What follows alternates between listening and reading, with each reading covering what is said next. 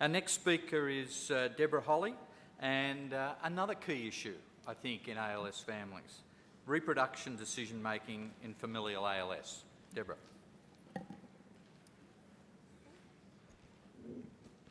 So I am not a wanderer. You only need to look right up here. I'm not going to be moving around too much.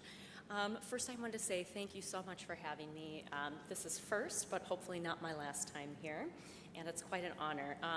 So I am a genetic counselor. I work at the VA, currently providing genetic counseling for our veterans nationwide via video telehealth. But before that, I pursued my master's degree in genetic counseling here at Northwestern, and this presentation is the culmination of my thesis project. Pretty long title, but basically this was a really exploratory study. There was really nothing else out there about reproductive decision-making. Basically what we wanted to look at was how are people that are at a 50% risk of getting familial ALS, how do they decide to have kids? What factors come into play when they're making that decision? So we've definitely talked a lot about families today. Haven't heard too much about familial ALS, so I'll kind of give you a quick rundown. Familial ALS accounts for about 10% of all ALS. There's an equal gender distribution. That's basically because of the autosomal dominant inheritance. Autosomal dominant basically just means a parent has a mutated gene. They have a 50% chance of passing that on to a child, and therefore typically the child that has that 50% risk of getting the disease. The average age of onset in familial ALS is a little bit younger than sporadic. Like sporadic ALS, about 5 to 15% of people will have FTD. Familial ALS is genetically heterogeneous, so there's currently 15 known genes. Clinical genetic testing is available for at least 6, research testing available for many of the others. But it's important to note that there is a subset of families for which there is no genetic testing at this point. So while there was no information on reproductive decision-making in FALS, we did find some information on the psychosocial experience of families dealing with this. And a lot of the studies looked at kind of people's attitudes about predictive testing or pre-symptomatic testing. And here you can kind of read reasons why people choose to have testing or say that they would choose to have testing and reasons why they would not. These reasons are all typical of most adult onset genetic disorders. From our standpoint, in the reasons to test category, one of the important ones is to influence reproductive decisions. Reasons not to test, a lot of them seem pretty self-explanatory, and a lot of them do kind of involve a family history perspective. So wanting to avoid survivor's guilt, testing negative when other people in the family test positive, avoiding guilt about passing the gene on, things like that.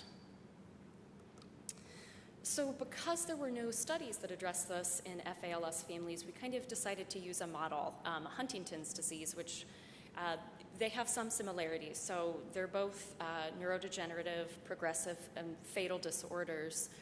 They also typically involve a lot of caregiving and affect families quite a bit. There are some important differences as well. So Huntington's disease is caused by mutations in a single gene. It's fully penetrant, meaning anybody, if you inherit the gene mutation, it's a gene expansion. If you inherit it, you will get Huntington's disease, and dementia is always present in HD. Where for FALS, as I said before, many, many genes can cause it. A genetic mutation isn't identifiable in all families, so genetic testing isn't always an option compared to HD. It's not fully penetrant, so it is possible for people to inherit a mutated gene and never get ALS. And as we saw in the previous slide, dementia is variable in this population. But we did get some information from these HD studies, kind of asking people going through the process of having kids, and you have to keep in mind for this population, genetic testing was available to all of them before they chose to have kids, which is different from our sample. But for the people that chose to have children, these were some of kind of the themes that came up in different qualitative studies. People had hope for a cure. In this case, feeling guilt means people felt guilty that they chose to have kids without getting tested themselves first. And then there were some other themes that came up in people who chose to not have kids, and some of them echo the case with FALS as well. The fact that there's no treatment, parents die early, Some people mentioned that they avoided getting into serious relationships at all, so they really wouldn't be in a situation to have children. So what we did, we used the Northwestern Neurologic Diseases Registry. It was a wonderful resource. At the time, there were 204 FALS families that had known genetic mutations. We sent a letter out to about 400 people. Our inclusion criteria were people that were in contact with us within the past 2 years. One of the requirements was that everybody had a first-degree relative with ALS, so we knew that they themselves were at a 50% risk. We got in touch with people that had made the decision in the past 30 years. Our exclusion criteria, we decided to leave out families that had a history of FTD and anybody that currently had verifiable symptoms of ALS. After an initial phone call, when I kind of discussed with the 40 people that responded, kind of did an initial phone intake, and we ended up kind of adding an exclusion criteria of you had to be aware of the risk before you decided to have kids, which was not the case for everybody. But also, there were quite a few people that said the risk for ALS didn't really factor in their decision to have kids at all. So while interesting in its own right, wasn't the goal of the study. So I did interviews with 10 individuals, 6 women, 4 males. And basically, it was a really open-ended conversation that kind of started with, when we last spoke on the phone, you said that ALS influenced your decision to have kids. Tell me more about that. For the sake of time, I'm not going to go over the entire interview schedule, but I'm happy to share that, of course. And our interviews lasted from anywhere from 15 minutes to about an hour and 15. And when reading through the transcripts, we really kind of saw these themes kind of separating out naturally into the people that chose to have children and those that chose to not have children. So 6 participants had children knowing the risk. One of these people adopted a child, not because of ALS, but he said that the age of the child that he adopted and the number of children they decided to adopt was based on the fact that he was at risk for ALS. But some of these themes that came up, I'll be reading quotes, which was really the majority of our data is these descriptive quotes from people. And in the sake of time, I can't go through all of them. But for a lot of people, kids were really just always part of their plan, regardless of the risk. They just couldn't imagine life without kids. And the perspectives change over time. For some of these people, when they decided to have kids, they were so young, I think in a way they felt invincible. I will read a few quotes. So, representing the theme Worthwhile Life, participant 4 said, "My mom was just an amazing person. She did so many great things and affected so many people that it's really hard to negate her life and all of her accomplishments. My husband and I recognized how productive my life, and definitely my mom's life, had been. And what if my grandmother and great-great-grandparents had chosen not to have children? When you're given at least the potential for that much time, you do have opportunities to contribute."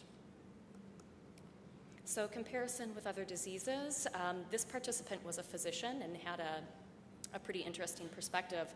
Interestingly, his wife, before they had their first child, his wife's mother had died of HD, and so they had kind of undergone the testing process with her, and then when they were pregnant with or thinking about having their second child, it became apparent that the ALS in their family was familial.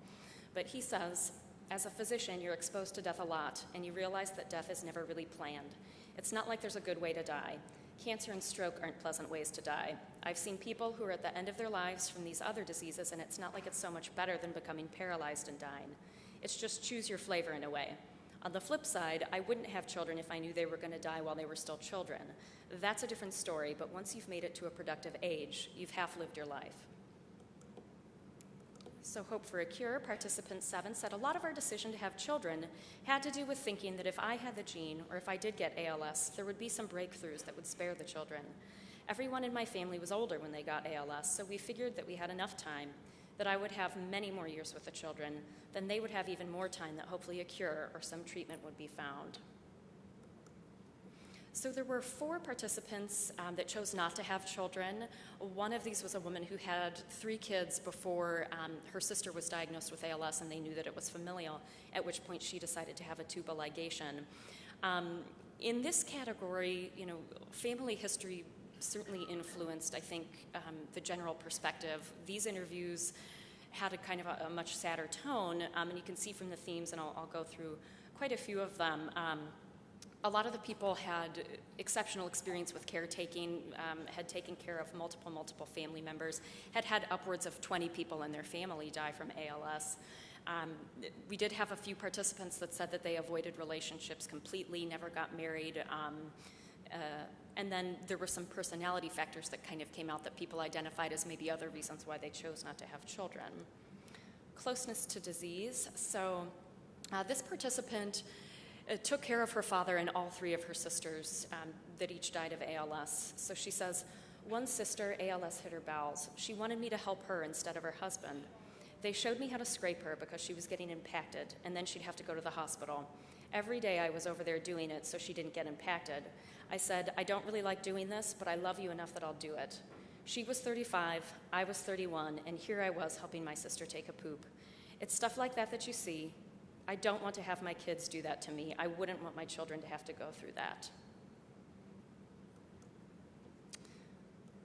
So participant 9, who also took care of 2 of his brothers and his father, says, people get shitty. They do. I get comments about how rotten I am.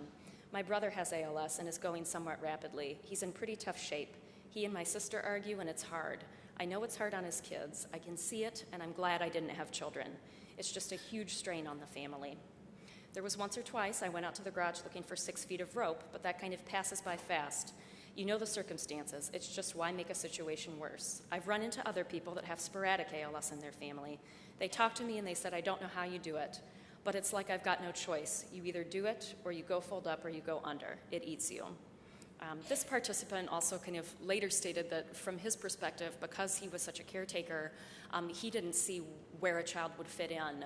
The amount of time that he spent caring for his brother, his brothers and his father, it just made it impossible to have a relationship with a child or to even have a child in the household. Participant 6 said, I felt that I was not going to live very long. I already sort of planned that probably the longest I'd live would be 45. And because of that, I chose early on never to have kids. I even tried to get my tubes tied before I was 30.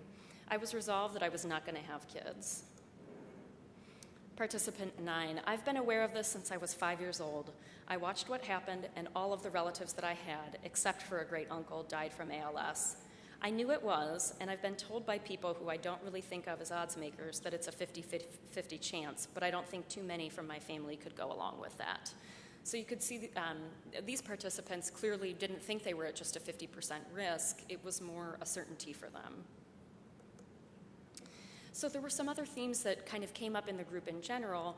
Pretty much everybody discussed other options. If they chose to have kids, they considered adoption, considered not having kids. We talked a little bit about assisted reproductive technology, which I'll talk about a bit later. In our group of people, primarily, people only had conversations with their partner. People didn't reach out and ask for opinions of healthcare providers or other family members, which is a little bit different from some of the HD studies, where it seemed to be more of a conversation in a group. For us, it was just conversations with a couple. Primarily, the effect on relationships, it made couples stronger. Let's see, it looks like I'm going to get cut off soon, so I'll hurry up. One of the main concerns was this thought of early parental death. Participant 4 says you have to think, okay, maybe I pass this along to my child, but to the other extreme, I'm asking my child to go through what I had to go through. To lose my mom at what I considered a young age was very devastating.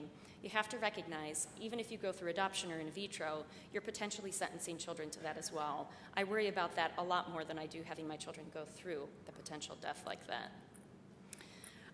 So really, in summary, we found that these are really complex decisions. People were really influenced by their family history quite a bit. The decision-making process can be long. It can last from weeks to years in some cases.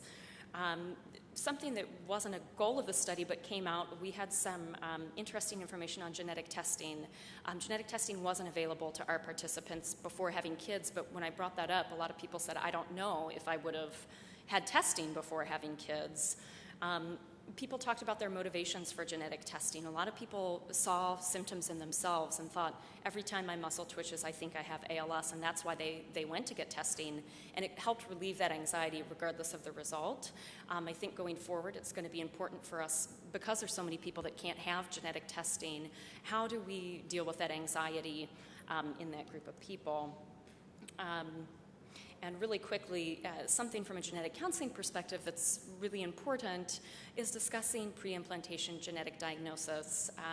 Basically, they pick the embryos that don't have the mutated gene and only implant those in an IVF process. It's very expensive and certainly has risks and benefits, but it's something that most of the people in our study were very interested in kind of learning about. And I think I will wrap it up there. I would really like to thank Nyla Sadiq, who was my thesis advisor in the whole Sadiq lab, for welcoming me and the Northwestern graduate program as well. So.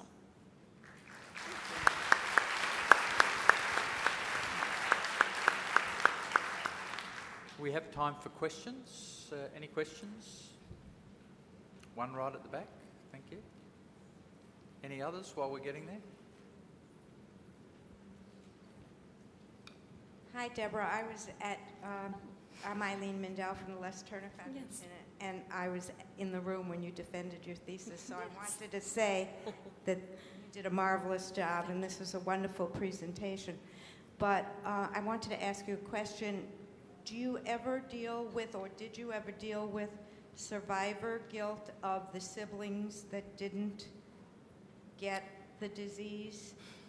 And was that ever in the questioning? It wasn't a specific question that I asked. I do remember one of our participants who ended up having genetic testing. She was actually the one that lived her whole life knowing she was going to die early. She got tested and tested negative. She has 3 brothers. She told them that she was getting tested, and she has not told them the results and didn't plan to. And I asked her why, and she said, well, you know, I've lived my life this way, and the other 3 of them, just numbers' sake, I would think that 2 of them are going to get it. They all have children, and I feel bad that I'm negative.